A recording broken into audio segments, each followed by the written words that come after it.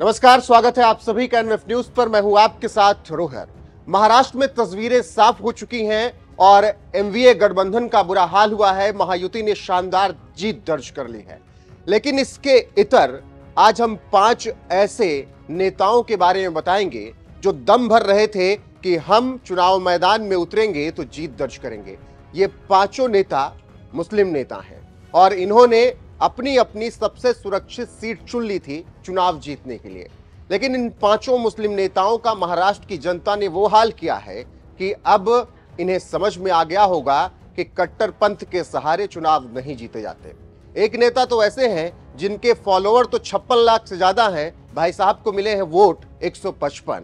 इसके अलावा स्वरा भास्कर के पतिदेव फहद अहमद की भी हालत खस्ता हो गई। तो चलिए विस्तार से बताते हैं कौन है वो 5 मुस्लिम नेता जिनको महाराष्ट्र की जनता ने अच्छे से सबक सिखा दिया है।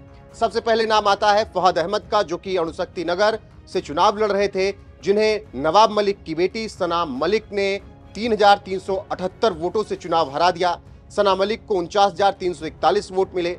फहद अहमद दूसरे नंबर पर थे, उन्हें 45,963 वोट मिले।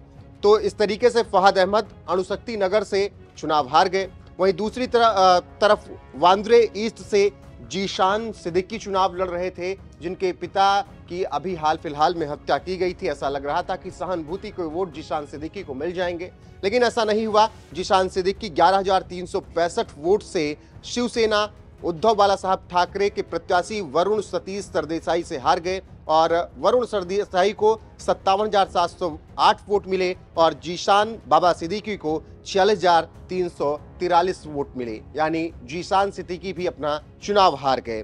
तीसरे कैंडिडेट की बात करें तो वो औरंगाबाद ईस्ट से चुनाव लड़ रहे थे।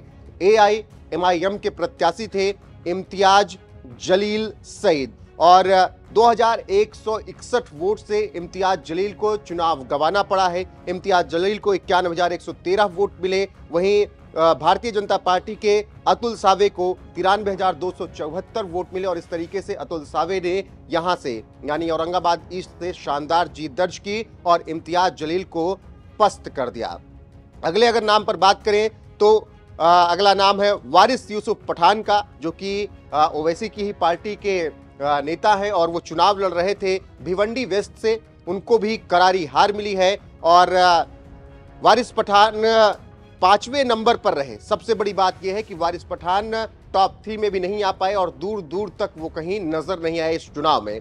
जीत दर्ज की भारतीय जनता पार्टी के महेश प्रभाकर ने और उन्हें 70,172 वोट मिले। दूसरे नंबर पर थे अजीम रियाज, जो कि समाजवादी पार्टी से थे, उन्हें 38,879 वोट मिले और 5वें नंबर पर थे ओवैसी की पार्टी AIMIM के प्रत्याशी वारिस यूसुफ पठान, जिन्हें 15,800 वोट मिले और उनकी हार का अंतर क्या रहा, 54,372। तो इस तरीके से भिवंडी वेस्ट से वारिस पठान चुनाव हारे। और अगले नाम की अगर चर्चा करें तो वर्सोवा का जिक्र यहाँ पर होगा और वर्सोवा से एजाज खान, जो कि अपने आप को स्टार मानते हैं और उनके लगभग 56 लाख के फॉलोअर इंस्टाग्राम पे हैं, उसके आसपास उससे ज़्यादा ही हैं।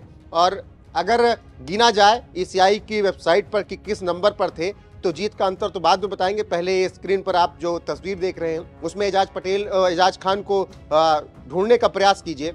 पहले नंबर पर नहीं मिलेंगे, 2 पर नहीं, 3 पर नहीं, 4 पर नहीं, 5 पर नहीं, 6 पे नहीं, 7 पर नहीं, 8 पर नहीं, 9 पर नहीं, 10 पर नहीं और 11वें नंबर पर एजाज खान हैं। 155 वोट मिले हैं और 65,241 वोट से वर्सोवा से वो चुनाव हारे हैं।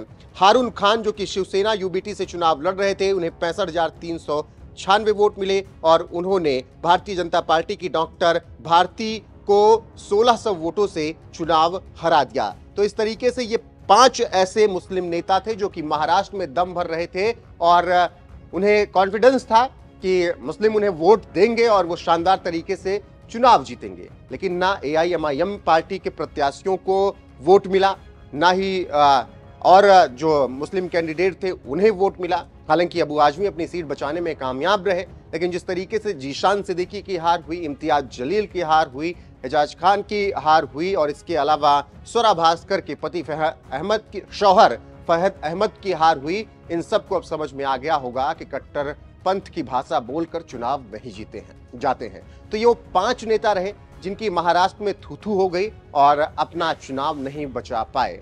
मैं फिर से बता रहा हूं कि 56 लाख फॉलोवर वाले एजाज खान को 155 वोट मिले और वो 11वें नंबर पर वर्सोवा से अपनी सीट पर रहे। तो ऐसे में इन 5 मुस्लिम नेताओं की हार पर आपकी राय क्या है, कमेंट में जरूर बताइएगा। वीडियो को शेयर कीजिएगा, लाइक कीजिएगा, चैनल को सब्सक्राइब कीजिएगा। बने रहिएगा हमारे साथ। नमस्कार।